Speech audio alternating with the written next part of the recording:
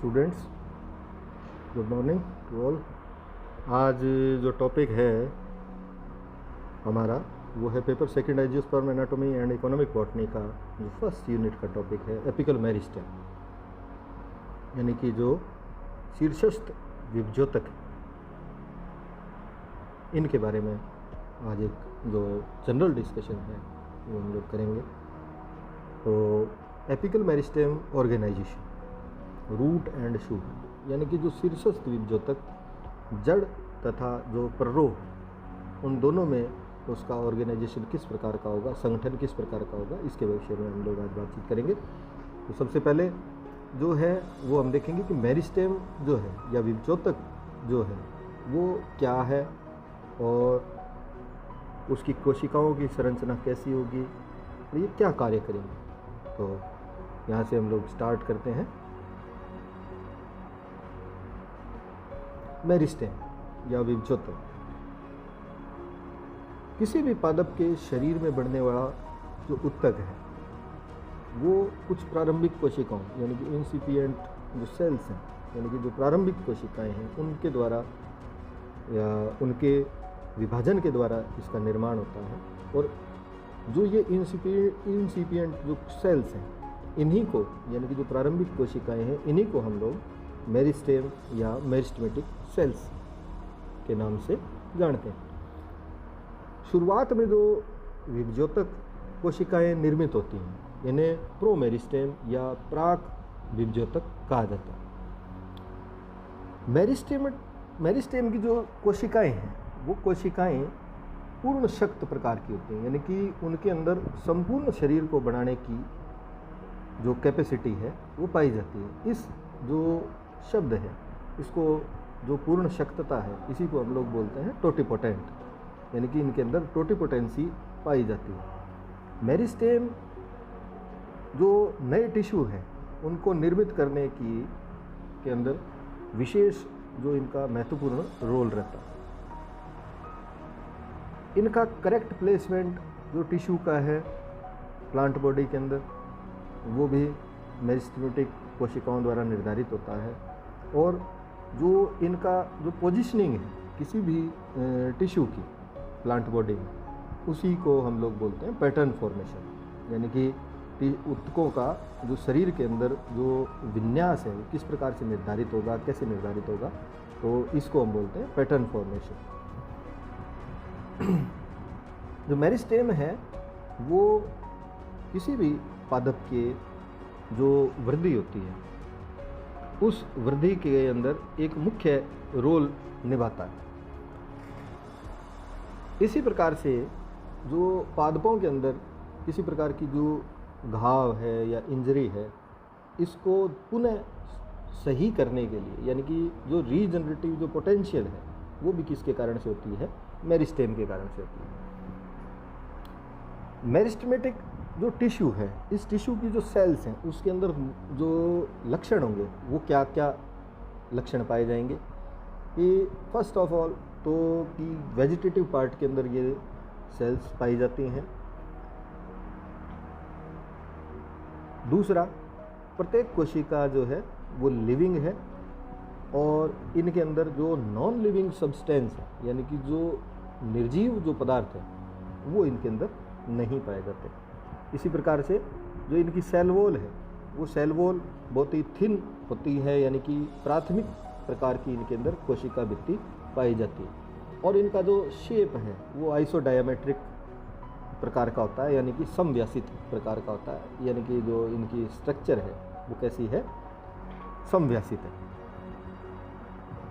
Meristematic tissue की कोशिकाएं आकृति में या आकार में कुछ छोटी होती हैं और इनके अंदर जो प्रोटोप्लाज्म है वो बहुतायत में पाया जाता है और कंप्लीट जो सेल है उसको ये भर के रखता है।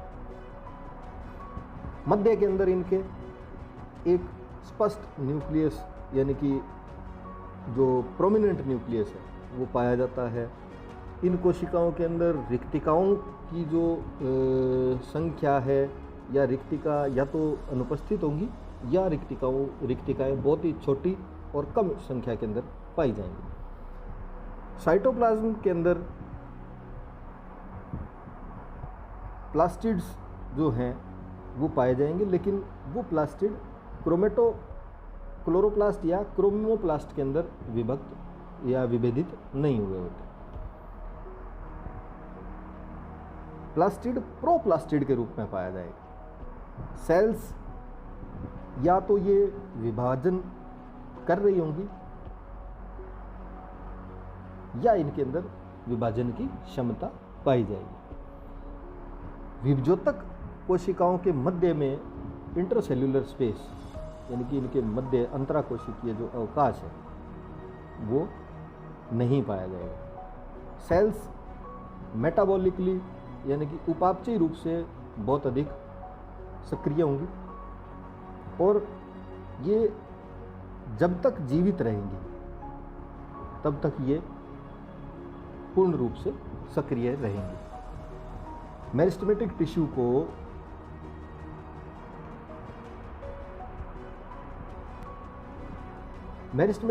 को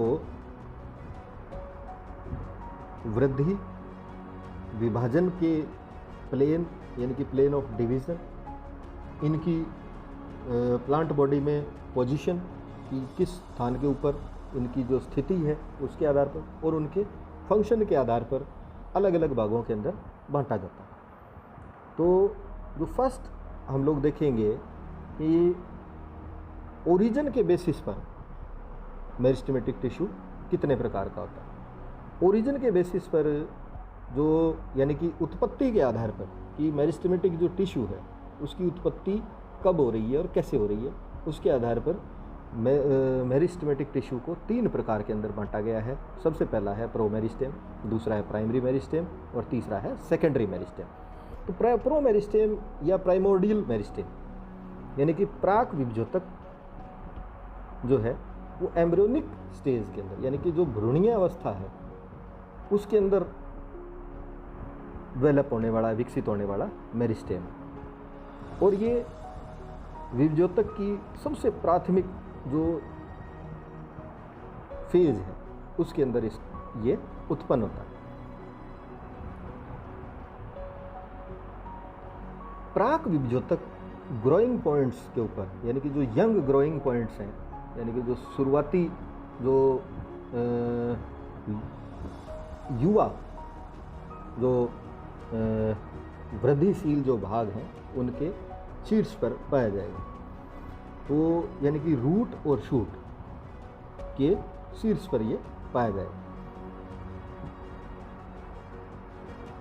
प्रोमेरिस्टेम एक्टिव माइटोटिक डिवीजन का स्थान है यानी कि इनके अंदर बहुत ज़्यादा तीव्रता से जो माइटोटिक जो डिवीजन होगा वो बहुत ज़्यादा सक्रिय रूप से पाया जाएगा। प्रोमेरिस्टेम ही प्राइमरी मेरिस्टेम की उत्पत्ति करता है यानी कि जो प्राक विभजोतक है उसके द्वारा प्राथमिक विभजोतक का निर्माण होता है। प्राइमरी मेरिस्टेम यानी कि प्राथमिक मेरिस्टेम या विभजोतक प्रोमेरिस्टेम से निर्मित होता है और इस प्रकार का जो टिश्यू है वो एपिकल पोर्शन के अंदर यानी कि शीर्षस्थ भाग के ऊपर या अंतर्वेशी जो स्थान है, इंटरकैलरी जो रीजन है उनके ऊपर यानी कि शूट और रूट के अंतर्वेशी जो स्थान है उनके ऊपर पाया जाएगा। और इसकी कोशिकाएं लगातार क्या करती हैं, विभाजन करती हैं। प्राइमरी मेरिस्टेम से ही प्राइमरी परमानेंट टिश्यूज़ का निर्माण होता है यानी कि जो स्थायी ऊतकों का निर्माण है वो किसके द्वारा होता है, प्राइमरी मेरिस्टेम के द्वारा होता है। अब हम देखें सेकेंडरी मेरिस्टेम। अब सेकेंडरी मेरिस्टेम क्या है, द्वितीयक जो विभजोतक है वो क्या है। इस प्रकार का जो ऊतक है वो पादप के अंदर शुरुआत में नहीं पाया जाता। अगर कहीं आवश्यकता होती है तो इस प्रकार का जो मेरिस्टेम है वो परमानेंट टिश्यू से निर्मित होता है यानी कि जो परमानेंट टिश्यू है उसके अंदर जो मेरिस्टेमेटिक जो फीचर्स हैं वो वापस से विकसित हो जाते हैं। तो जो सेकेंडरी मेरिस्टेम है यानी कि ये प्रो मेरिस्टेम या प्राइमरी मेरिस्टेम से निर्मित न होकर जो स्थायी ऊतक हैं उनसे निर्मित होता है। और जहाँ भी ज़रूरत होगी उसके अनुसार सेकेंडरी मेरिस्टेम का निर्माण होता है। तो सेकेंडरी जो मेरिस्टेम है वो कहाँ कहाँ पाया जाएगा? वो पाया जाएगा इंटरफेसिकुलर कैम्बियम के रूप में या कोर्क कैम्बियम के रूप में। सेकेंडरी मेरिस्टेम के द्वारा ही जो सेकेंडरी परमानेंट टिश्यूज़ हैं उनका निर्माण होता है, यानी कि ये जो सेकेंडरी ग्रोथ होती है प्लांट के अंदर वो किसके द्वारा होती है? सेकेंडरी मेरिस्टेम के द्वारा होती है। अब हम लोग देखें कि जो विभजोतक हैं अपनी पोजीशन के आधार पर उनको किस किस रूप में वो बांटा गया है। तो सर्वप्रथम तो जो पोजीशन है उसके आधार पर 3 प्रकार के विभजोतक पाए जाते हैं पादप शरीर के अंदर। पहला है एपिकल मेरिस्टेम, यानी कि जो शीर्षस्थ विभजोतक है। दूसरा है इंटरकैलरी मेरिस्टेम, यानी कि अंतर्वेशी जो विभजोतक है वो। और तीसरा है लेटरल मेरिस्टेम। अब एपिकल मेरिस्टेम जो है वो कहाँ पाया जाएगा? जो भी शीर्ष स्थान है किसके? रूट्स के या शूट्स के, यानी कि जो पर्रो है और जड़ है इनके शीर्ष भागों के ऊपर ये पाए जाएंगे। ये काम क्या करते हैं? ये काम करते हैं रूट शूट की लेंथ को बढ़ाने का।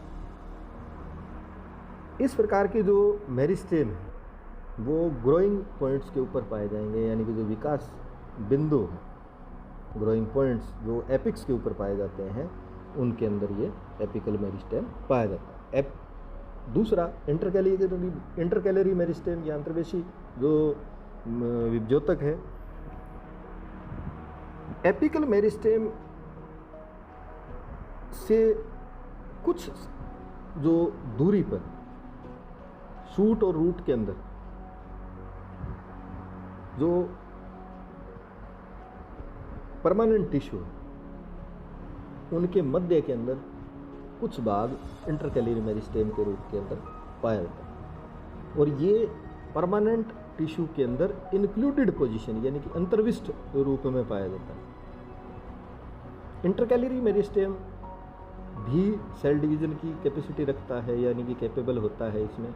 और ये जो मोनोकोट्स हैं उन मोनोकोट्स के अंदर जो रैपिड ग्रोथ होती है, तेज़ी से जो वृद्धि होती है, उसके लिए ये आवश्यक होता है। ज़्यादातर जो इंटरकैलरी मेरिस्टेम है वो आपको कहाँ सक्रिय दिखाई देगा? नोड्स के ऊपर, जो यानी कि पर्व संधियाँ होंगी उनके ऊपर पाए जाएंगे।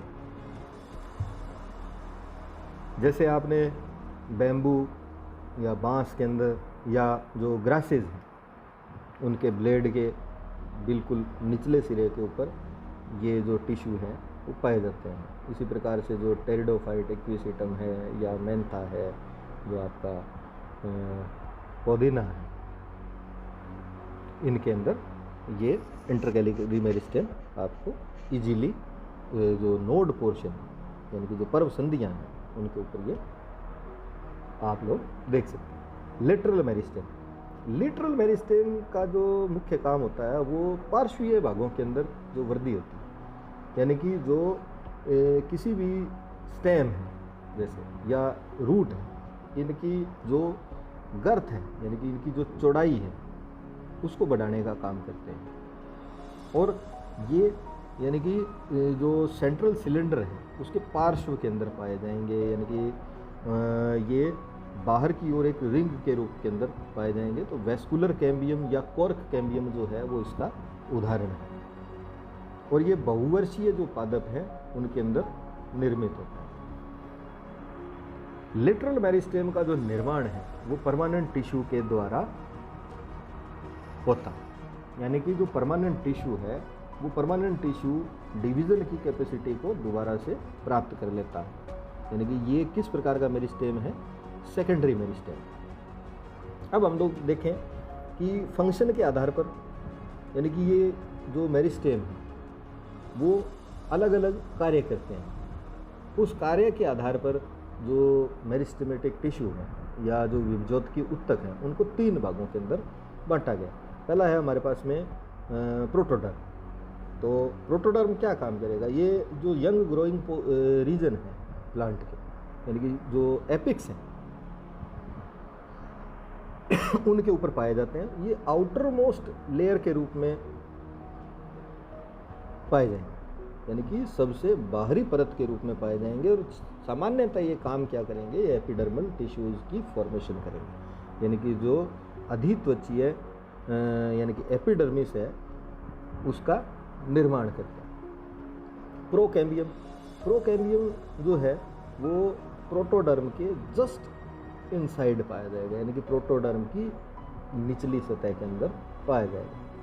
इसकी जो कोशिकाएं हैं वो संकरी एलोंगेटेड यानी कि लंबी और प्रोजेनकाइमेटस प्रकार की होगी। अधिकांशतः जो प्रोकैम्बियम है वो वेस्कुलर टिश्यू सिस्टम का निर्माण करेगा। और वेस्कुलर टिश्यू सिस्टम के अंदर ये किसका निर्माण करेगा, ये प्राइमरी जाइलम और प्राइमरी फ्लोएम का निर्माण करेगा। इसी प्रकार से जो प्रोकैम्बियम है वो vascular cambium, core cambium, secondary meristem का भी निर्माण करेगा। दूसरा इसके अंदर जो कोर कैम्बियम है वो फैलोडर्म, फैलम और फैलोजन 3 लेयर का निर्माण करेगा। हमारे पास में आप देखें जैसे फैलोडर्म, तो ये आउटर मोस्ट लेयर है जिसको फैलोडर्म, फैलोजन और फैलम। फैलोजन तो क्या है, कोर्क कैम्बियम। फैलम है हमारे पास में कॉर्क, जो कि बाहरी त्वचा के ऊपर पाया जाएगा, यानी कि बाहर की ओर निर्मित होगा। और फैलोडर्म जो है वो है क्या, सेकेंडरी कोर्टेक्स का निर्माण करेगा। सिमिलर जो स्ट्रक्चर है वो किसके अंदर, रूट के अंदर पाई जाएगी। प्रोकैम्बियम पेरिसाइकिल का निर्माण भी कर सकता है। अब तीसरा है हमारे पास में ग्राउंड टिश्यू। ग्राउंड टिश्यू का निर्माण करने के लिए जो मेरिस्टेम है वो कंपैरेटिवली उसकी कोशिकाएं बड़ी होती हैं और इनकी जो सेल वॉल है वो थिन पाई जाती है, आइसोडायमेट्रिक होंगी, यानी कि समव्यासित होंगी। जो ग्राउंड टिश्यू मेरिस्टेम है उसके द्वारा hypodermis, cortex, endodermis, pericycle, medullary रे या जो पिथ है इसका निर्माण किया जाएगा। यानी कि सामान्यतः जो ग्राउंड टिश्यू मेरिस्टेम है वो किसके लिए रिस्पॉन्सिबल होगा, प्राइमरी ग्रोथ के लिए रिस्पॉन्सिबल होगा, यानी कि प्राथमिक जो वृद्धि है उसके लिए रिस्पॉन्सिबल होगा। और इंक्रीज जो लेंथ के अंदर या हाइट के अंदर जो होती है वो भी किसके कारण से होती है, ग्राउंड टिश्यू के कारण से होती है, सेकेंडरी मेरिस्टेम।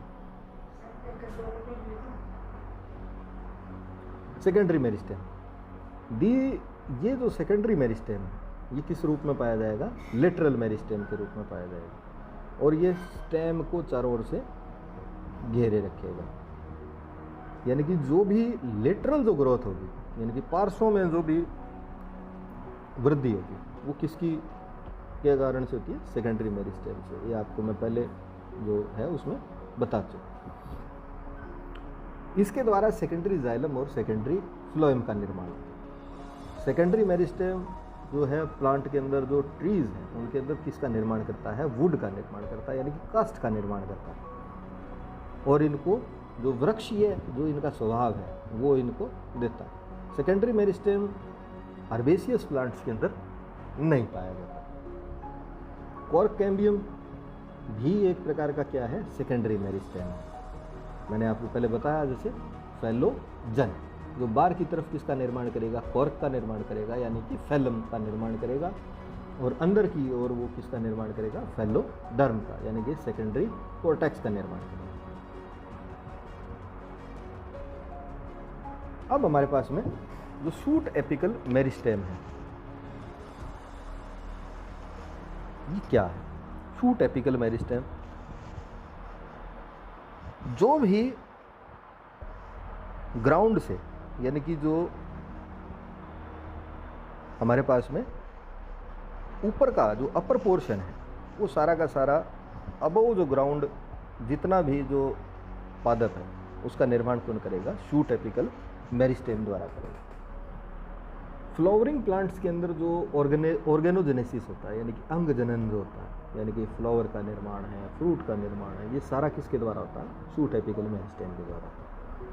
यानी कि जो शूट एपिकल मेरिस्टेम है, इसके अंदर सभी आवश्यक जो जानकारियां हैं शूट बिल्डिंग की, यानी कि जो पर्व निर्माण की जो सूचनाएं हैं, वो सारी की सारी किसके अंदर निहित होंगी? शूट एपिकल मेरिस्टेम के अंदर। और जो पैटर्न फॉर्मेशन होगा, यानी कि लीफ का ओरिएंटेशन क्या होगा, किस प्रकार से, यानी कि फिलोटैक्सी किस प्रकार से बनेगी, फ्लावर किस प्रकार से उसके अंदर निर्मित होगा, फ्लावर की जो इन्फ्लोरिसेंस है, इन्फ्लोरिसेंस में फ्लावर लगने का जो क्रम होगा, ये सारा का सारा कौन निर्धारित करेगा? शूट एपिकल मेरिस्टेम निर्धारित करेगा। यानी कि शूट का सब कुछ, जितने भी जो शूट के तत्व हैं, उनका निर्माण कौन करेगा? उसके लिए सेल्स कौन देगा? Shoot apical meristem. इसी प्रकार से जो लेटरल ऑर्गन्स जो बनते हैं किसके ऊपर? शूट के ऊपर, वो भी किसके ऊपर डिपेंड करेंगे? शूट एपिकल मेरिस्टेम के ऊपर निर्भर करेंगे। यानी कि जैसे लीफ प्राइमोर्डिया है, या सेपल है, पेटल है, स्टेमन है, या ओवरीज है, ये सारे के सारे किसके द्वारा निर्मित होंगे? शूट एपिकल मेरिस्टेम के द्वारा।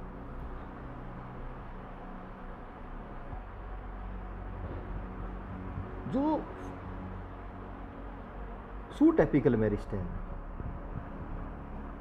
फ्लावर डेवलपमेंट का जब प्रारंभ हो, यानी कि जो पुष्प निर्माण या पुष्प विकास का जब प्रारंभ हो, तो शुरुआत में किसका एपिकल जो डोमिनेंस होता है, यानी कि शीर्षस्थ जो डोमिनेंस है, प्रभाविता है, शीर्ष प्रभाविता, इस शीर्ष प्रभाविता का क्या हो जाएगा?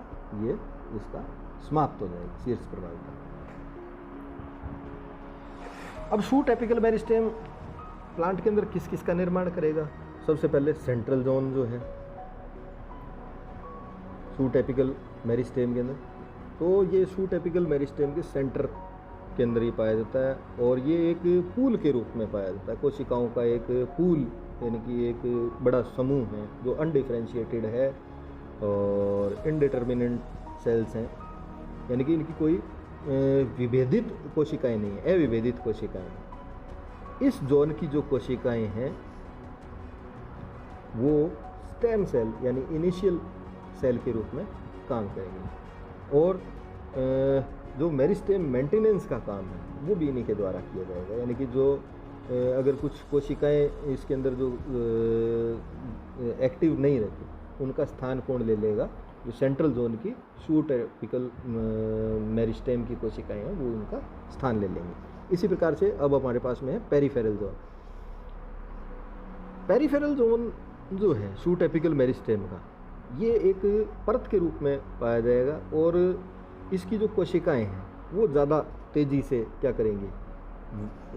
विभाजन करेंगे, और लीफ जो प्राइमोर्डिया है उसके अंदर जो peripheral zone shoot apical meristem है ये पाया जाएगा। रिब जोन जो है वो प्रॉक्सिमल रीजन के अंदर पाया जाएगा, यानी कि जो अपर सिरे के नीचे जो पोर्शन होगा, यानी कि एक डिस्टल एंड है और दूसरा है प्रोक्सिमल एंड। तो प्रोक्सिमल एंड के ऊपर किसका कौन सा पोर्शन पाया जाएगा शूट एपिकल मेरिस्टेम का? वो पाया जाएगा रिब जोन। तो रिब जोन जो है वो स्टेम की बॉडी का निर्माण करेगा, यानी कि जो तना है उसका शरीर निर्माण कौन करेगा? रिब जोन करेगा। शूट एपेक्स में जितने भी जो टिश्यू हैं उनका निर्माण कौन करता है? शूट एपेक्स करता है।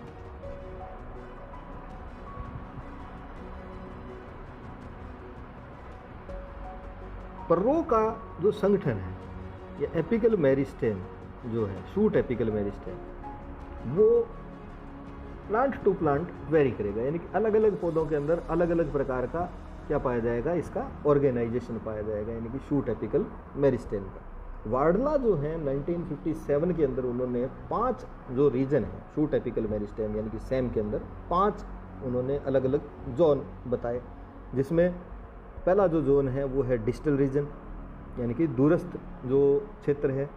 तो ये एपिकल मोस्ट रीजन है इसका, यानी कि शीर्ष के ऊपर पाया जाएगा। और इसकी जो कोशिकाएं हैं वो मेरिस्टेमेटिक कोशिकाएं हैं जो एक या अधिक जो पंक्तियां हैं उनके अंदर व्यवस्थित होंगी। सब डिस्टल रीजन यानी कि डिस्टल रीजन के जस्ट जो नीचे का क्षेत्र है उसे बोलेंगे हम लोग सब डिस्टल रीजन, यानी कि लेटरल पोर्शन के अंदर थोड़ा सा पाया जाएगा। और इसकी जो कोशिकाएं हैं वो ग्रोइंग पॉइंट्स के ऊपर पाई जाती हैं। ऑर्गेनोजेनिक रीजन यानी कि डिस्टल रीजन और सब डिस्टल रीजन के नीचे जो पोर्शन है शूट के अंदर वो कहलाएगा ऑर्गेनोजेनिक रीजन। यहाँ जो लीफ इनिशिएशन है यानी कि जो पर्ण की शुरुआत है, यानी पर्ण निर्माण की जो शुरुआत है वो होगी। और यहाँ जो टिश्यू डिफरेंशिएशन का काम है यानी कि जो ऊतक विभेदन का काम है वो भी कहाँ स्टार्ट होता है, ऑर्गेनोजेनिक रीजन के अंदर। फिर अपने पास में है सब एपिकल रीजन। इन तीनों जो स्थान डिस्टल, सब डिस्टल रीजन और ऑर्गेनोजेनिक जो रीजन है इनके नीचे सब एपिकल रीजन पाया जाएगा। तो सब एपिकल रीजन जो है वो ऑर्गेनोजेनिक रीजन के बिल्कुल नीचे, और इसकी कोशिकाएं हैं जो लगातार विभाजनशील होंगी। और यहाँ हमें सेल इलोंगेशन और सेलुलर डिफरेंशिएशन दोनों दिखाई देंगे। फिर है हमारे पास में तीसरा जो रीजन है वो है रीजन ऑफ मैच्योरेशन। तो रीजन ऑफ जो मैच्योरेशन है यानी कि जो परिपक्वता का जो क्षेत्र है, यानी कि यहाँ इस क्षेत्र के अंदर जो सेलुलर डिफरेंशिएशन है यानी कि कोशिकीय जो विभेदन है वो हमें स्पष्ट रूप से दिखाई देगा। और ये एक यानी कि इसके अंदर जो कोशिकाएं हैं वो परमानेंट टिश्यू के अंदर कन्वर्ट होने लग जाएंगे। अब यहाँ ये डायग्राम देखें आप लोग, जैसे सबसे पहले हमारे पास में डिस्टल रीजन, फिर सब डिस्टल रीजन, फिर ऑर्गेनोजेनिक रीजन, फिर उसके बाद में हमारे पास में सब एपिकल रीजन और रीजन ऑफ मैच्योरेशन। जिम्नोस्पर्म के अंदर इस प्रकार का जो apical meristem, shoot apical meristem है, ये कोई इसका अभी तक कोई ज़्यादा देखा नहीं गया इस चीज़ को। फोस्टर ने 1939 के अंदर 4 जो रीजन हैं वो शूट एपिकल मेरिस्टेम के अंदर देखे। उसने जो 4 रीजन बताए वो apical initial group, central mother sell zone, rib meristem और पेरिफेरल मेरिस्टेम या फ्लैंक मेरिस्टेम, ये 4 भाग बताए। इसी तरीके से जो ओफम एंड चैन है 1950 के अंदर और सिंग एंड सिन ने 1970 के अंदर कैम्बियम लाइक जो रीजन है वो यंगेस्ट जो लीफ प्राइमोर्डिया है उसके बिल्कुल नीचे देखा, किसके अंदर, क्राइसेंथेमम के अंदर और रिसिनस के अंदर। न्यूमैन जो 1965 इसने जो शूट एपेक्स को 3 प्रकार से बताया उसने कि इस 3 प्रकार का जो शूट एपिकल मेरिस्टेम जो है क्षेत्र इसके अंदर उसने बताया। और उसने इसको CMR का कंटिन्यूइंग मेरिस्टेमेटिक रेजिड्यू, ठीक है, तो जो नेचर है सेल्स का उसके आधार पर CMR को न्यूमैन ने 3 रूप से बांटा। पहला है मोनोप्लेक्स, दूसरा है सिंप्लेक्स और तीसरा है डुप्लेक्स। तो मोनोप्लेक्स के अंदर जो कोशिकाएं हैं, जो शीर्ष विभज्योतक के ऊपर जो कोशिकाएं पाई जाती हैं वो 2 साइड विभाजित होती हैं, यानी कि एक ही प्लेन के अंदर 2 तरफ विभाजित होंगे। मोनोप्लेक्स टाइप यानी कि जो शूट एपेक्स मेरिस्टेम टिश्यू है वो सुपरफिशियल लेयर के रूप में पाया जाएगा और इसका जो मुख रहेगा यानी कि जो इसका फेस रहेगा वो नीचे की तरफ रहेगा। केवल एक विभाजन जो है वो वृद्धि के लिए आवश्यक होगा। लेंथ और जो ब्रेड्थ है दोनों इसके द्वारा हो सकती हैं। सिंप्लेक्स टाइप के अंदर जो मेरिस्टेमेटिक सेल्स हैं वो पैरेलल साइडेड यानी कि पार्श्व जो के अंदर पाए जाएंगे, यानी कि इनके समानांतर रूप से व्यवस्थित रहेंगे। और इनके अंदर जो डिवीज़न है वो एंटीक्लिनल और पेरिक्लिनल यानी कि अपनत और परिणत। अब अपनत और परिणत क्या है? अपनत वो है जब जो लॉन्गिट्यूडिनल एक्सिस है उसके 90 डिग्री के ऊपर अगर सेल का डिवीज़न हो रहा है तो उसको हम बोलते हैं एंटीक्लिनल। और पेरिक्लिनल क्या है? पेरिक्लिनल है जब लॉन्गिट्यूडिनल एक्सिस के यानी कि समानांतर अगर विभाजन हो रहा है तो उसको हम बोलेंगे पेरिक्लिनल, यानी कि इसको परिणत बोलेंगे। तो ये दोनों प्रकार के जो विभाजन है इसके अंदर पाए जाते हैं। ये भी किसके रूप में, एक सुपरफिशियल लेयर के रूप में पाया जाता है। और ये जो वन लेयर्ड जो सेलुलर ऑर्गेनाइजेशन है उसका निर्माण करना, ये सूट एपेक्स के अंदर जो जिम्नोस्पर्म है उनके अंदर ये इस प्रकार का अरेंजमेंट जो CMR का है वो पाया जाता है। डुप्लेक्स टाइप में क्या पाया जाएगा, जो CMR है यानी कि जो सूट एपिकल मेरिस्टेम की जो पोजीशन है वो पैरेलल साइडेड ही इसके अंदर भी पाई जाएगी। और लेकिन यहाँ जो सेल्स हैं वो दो लेयर के रूप में व्यवस्थित रहेंगे। जो अपर मोस्ट लेयर है वो एंटीक्लिनली डिवीजन करेगी, यानी कि अपनत रूप से विभाजन करेगी, जबकि जो दूसरी जो लेयर है नीचे की वो एंटीक्लिनल और पेरिक्लिनल दोनों रूप से विभाजन करेगी, यानी कि परिणत और अपनत दोनों रूप से विभाजित करेगी। तो जो भी ये जो नीचे की जो लेयर्स हैं वो प्लांट की लेंथ और उसकी ब्रेड दोनों के विकास के लिए रिस्पॉन्सिबल होगी। तो इस प्रकार के जो सूट एपेक्स हैं वो ज़्यादातर किसके अंदर पाए जाते हैं, एंजियोस्पर्म के अंदर। तो ये टॉपिक एक बार जो मुख्य बात मैंने आपको बताई कि जो एपिकल मेरिस्टेम है उसका संगठन किस प्रकार से रहेगा उसके बारे में थी। अब जो विभिन्न प्रकार की जो थ्योरीज हैं किसमें, एपिकल मेरिस्टेम के संबंध में, उसको हम अगले वीडियो के अंदर डिस्कस करेंगे।